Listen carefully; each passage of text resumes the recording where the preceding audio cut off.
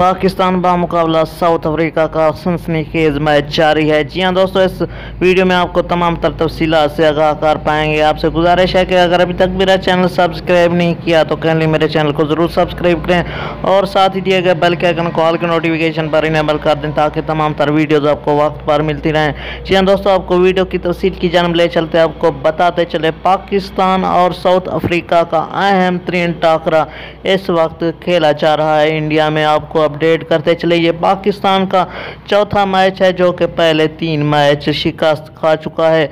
आपको अहम खबर से आगाह करते चले, अगर ये पाकिस्तान मैच जीत जाता है तो वर्ल्ड कप का सफ़र आगे शुरू कर पाएगा। अगर ये मैच हार जाता है तो वर्ल्ड कप से पाकिस्तान टीम की छुट्टी हो जाएगी। जी हाँ दोस्तों, आपको अहम और ताज़ा तरीन अपडेट से आगाह किया जा रहा है।